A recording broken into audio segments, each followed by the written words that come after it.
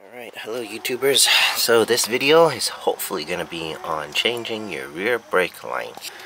And you can see from the wet part that the brake line, the rear brake line, oops, right here, blew right there actually.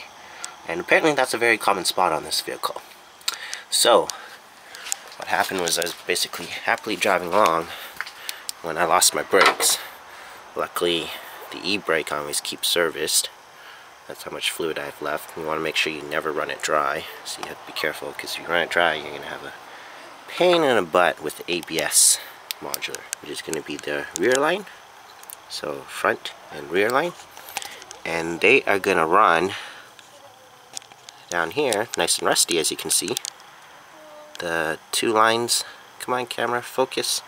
Anyways, you can kind of see the two lines are bending to the right. They're the two that's coming in right here.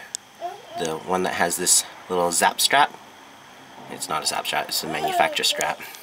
It's going to run along down here to a driver junction. Okay, let me get underneath and show you guys. It's actually going to be right here. Okay, so all those lines up there, let me see if I can get a better video of it. Pardon, my little girl is crying back there. Alright, so here it is in the front. As you see, I removed the bracket. The silver bit you see, that is where the brake line was inside, and I used a 15mm to take that out. This is going to be the line right here with the white clip following right here, the flashlight. Look to the left and right of the flashlight dot. Okay, that's the rear line. The white clip, there's the white clip, you can see it. Flashlight comes all the way along next to a gas tank. So I'm hoping I don't have to drop it. There's the white clip again holding it. And then in here, it's going to be hard to see, but there's another white clip in there. There it is right there. Okay, can you see the white clip? That's where the brake line goes. And that's where my leak's coming from. You can clearly see it dripping along. So yes, that's obviously the brake line. And there's another clip. Can you see it? The white clip right there. I'm overblowing it, and now you can see it. And then it comes around the back of the tank. So I'm going to change view. There's the line. There's the junction right there. Okay, let me zoom in. Come on, camcorder, focus please. Focus. There we go. So gas tank, and it comes out into this junction, the rubber hose. I think we call that the T, that goes into the differential and then out to both the brakes. So that's the rear line. Alright, and I'm obviously dripping lots of fluid right there. So hopefully I can get this done. I think the biggest pain in the butt is going to be the working area. But obviously where it goes into that junction underneath the driver's side, there is like maybe about this much space, steel lines, which I haven't bought yet. And the reason why I haven't bought anything is I want to take out the old line, and then that way I know exactly what I need. I'm not even sure of the hose size, 3/16 or something like that, inch. I'm not sure, I gotta double check, but that's why I want to take everything all out. And then there's the connectors. I don't want to get that wrong, because some threads will fit, but it doesn't mean it's going to be a good fit or the right fit. So I want to take everything all and go to the parts store. Of course, it's a long weekend, so if I don't get it done today, then I'm hosed and have to wait till the next business hours or business day to be able to get the parts. Hopefully I can get that done. The funny thing is, after I'm done doing this, because this is just the rear line, I really should do all the rest of the lines, because it is quite rusted. Like, here you go. I think I'll show you. Actually, you know what? It might be better without the flashlight. Yes, it is. Sort of. It's quite rusted. So I really should change it all. So, it's just I need this truck up and running pretty soon. Of course, you can't neglect safety. So this is the hose, and it's nice and loose now, but I lied when I said nice and loose. I have no clue how the hell I'm gonna snake this out. There's just so many turns and bends in it, so it's gonna be near impossible. So since I'm already taking it out anyways, I'm probably just gonna take a cutter and splice it right here. Cut, not spliced, but just cut it right there, and then that way I can take it out from the front and then take it out from the back as well. And just to show you, it's just nice and loose. There's the other end right there, and so I can then pull it out from there. So I can only imagine the nightmare later, bending a new line and trying to People love plastic clips. I do too, but believe it or not, these ones actually aren't too bad. So it just basically this later on will just snap in to catch onto this small little ledge here. So you can just use a little flathead and pop it out. Will you break the clip? Well, you tell me. I think so far I have not broken any of them, so I'm pretty lucky. Alright folks, here's the brake line, old brake line, and as you see, it's pretty long, and as I said, I end up cutting it. The one that goes to the rear diff, the T, for whatever reason, it is a smaller connector, so I used the 9/16 to take it off. 14mm was too small, 15mm was too large. The front one, again, is a 15mm, and as you can tell, it is larger. And here's the original double flare. I think that's how you say it. Anyways, if not, there's the video so you can see how it looks like. I'm trying to get a clear close-up of it, but kind of forgot the range of this camcorder. I'm usually using something else, so I do apologize. Maybe if we just go wide out. Here you go, that'll do. So hopefully I can get these connectors new, because I really hate reusing old stuff. But worst case scenario, if they really can't get me the right one, I will cut off this, take out the connector, and normally taking out is easy. Again, I tried to keep it all original so I can see all the bends, so then I can lay out the new hose and do parts of the bend. I don't think I can do that. There's just no way I can put this in as one piece. I can't. Again, if someone else can, shoot me a message below, because again, you'll be my hero. Alright YouTubers, so here I got a 25-foot steel cable in a row. You can buy them in length, prefabricated, that's already flared with the connectors, but most of the time the flares are just single flare. I need double flare here. The pipe bender, because you don't want to be bending it by hand or whatnot, and this really helps you prevent putting kinks in it. The double flare tool, which I'm going to be practicing because I haven't been using this every single day. It's not something I'm perfect at, and you'll see why I have this electric tape here in a bit. The hardware store, and yes, I'm sitting on the ground, and I'll explain why in a bit. They only had the standard quarter inch adapter or connector, and the reason why I said adapter is because on the other end, mine I believe is like a 5/8 or something like that, and they don't have it, so they can only sell an adapter to put onto the 1/4 to put on, and I'm not a fan of that. So I will use my pipe cutter, and if you take a very close look, you'll see the cutters. There's actually a little groove here, and the reason being is because that way you can cut off just the flare end.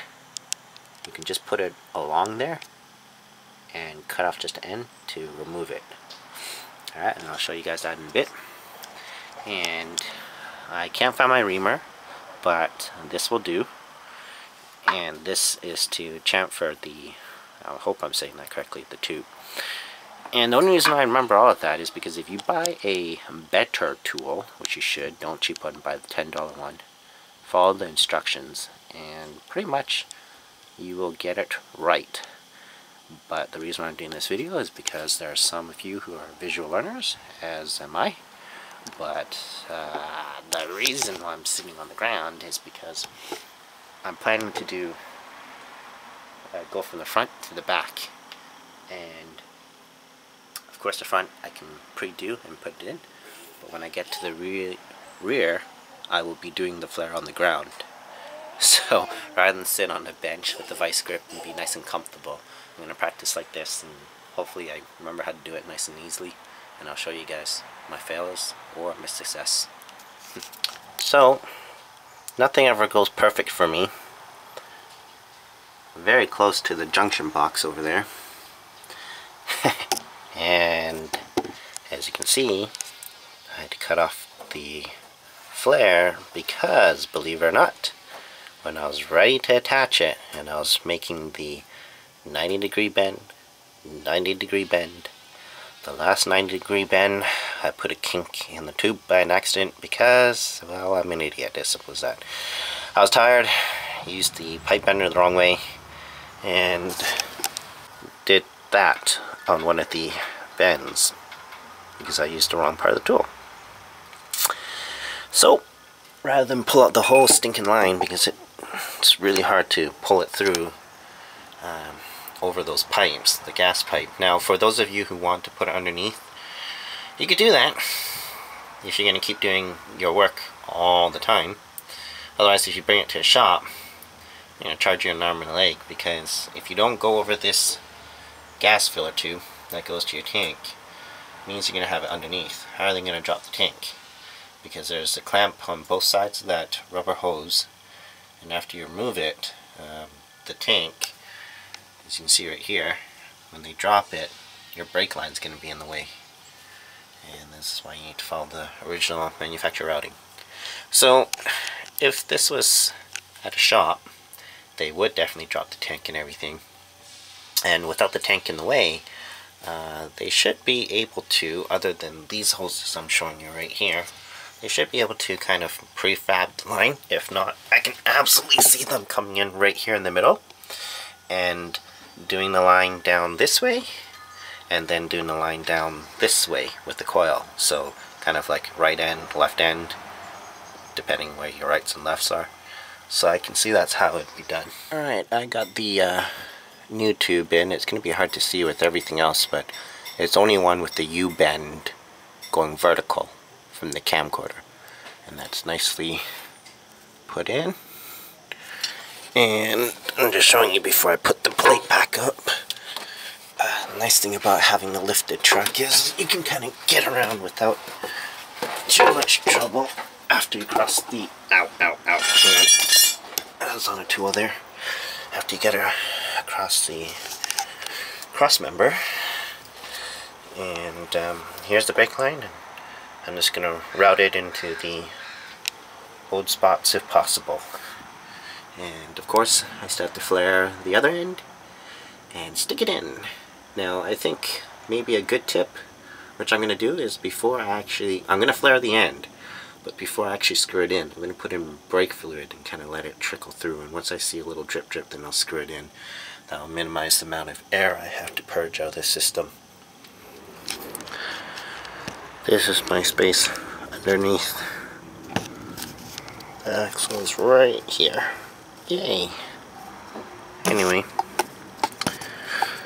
we're gonna flare this guy and hope that I can perform the bends that I'm thinking of. I am hoping to bend. Well, it's too dark to show you with the camcorder, I apologize. Anyway, so you can barely see that white bit right there. That's a factory clip, so I'm gonna bend this pipe in there to clip it in. And then it goes into this hose here. And of course, it doesn't go in this way, because that would be bad because of the dirt and all that stuff. So it goes in this way. Gonna have some fun. Alright everyone, so I took off the tire so you guys can see this video a little bit better.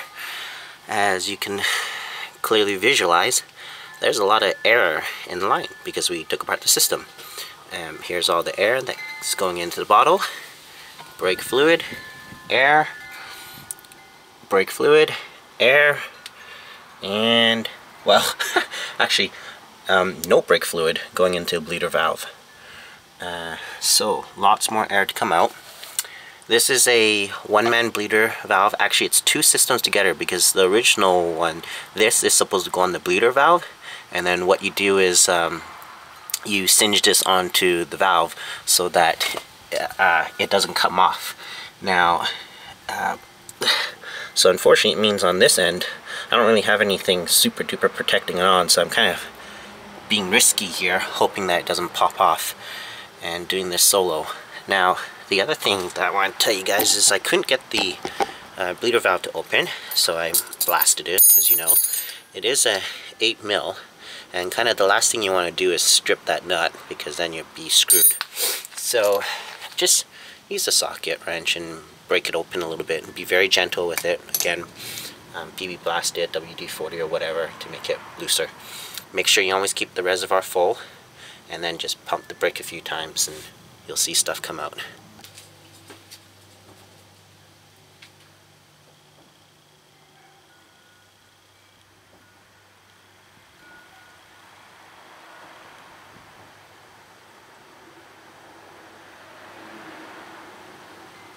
What I'm doing now is I'm still using the bleeder valve. What I'm using is a 2x4 with the pedal pushed down and wedged into the metal bit of the driver's seat frame. And now when I release it, you'll probably hear in... There you go.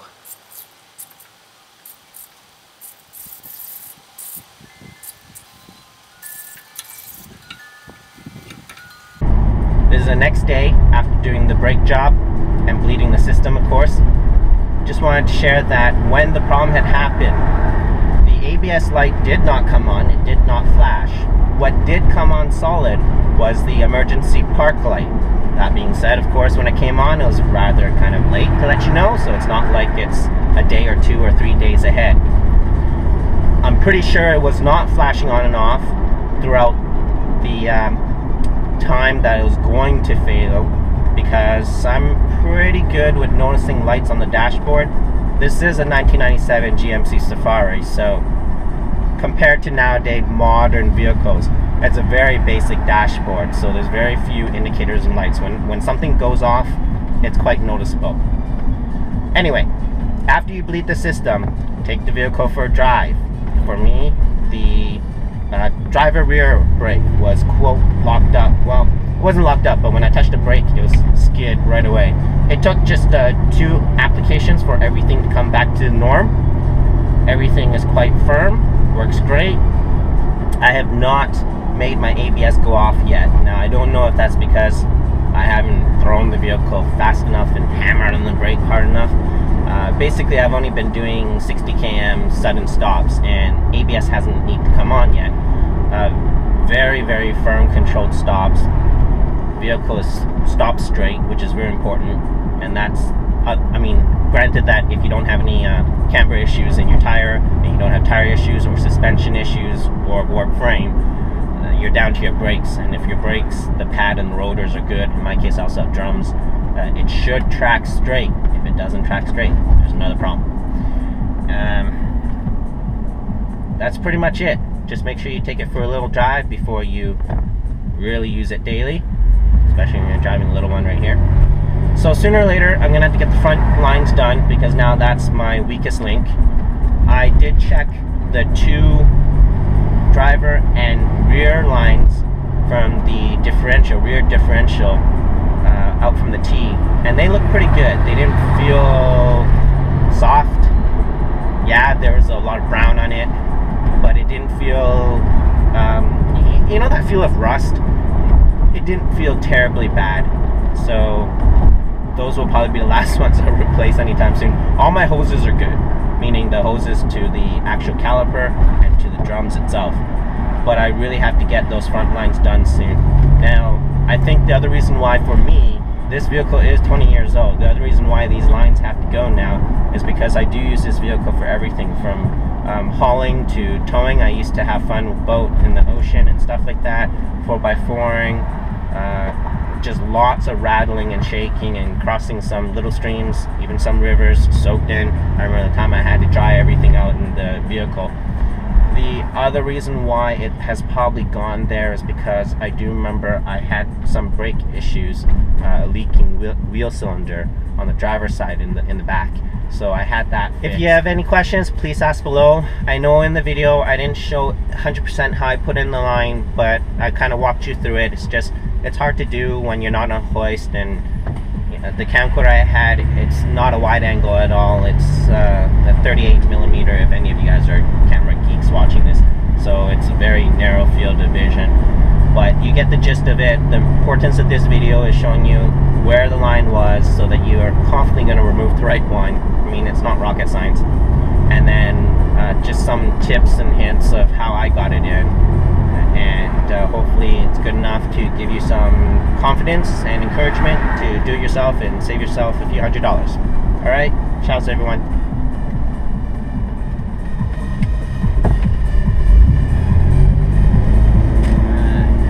Off to daycare, Madeline. You want music? Can you show me music? Show me music. Yeah? Okay. Let's get some music up.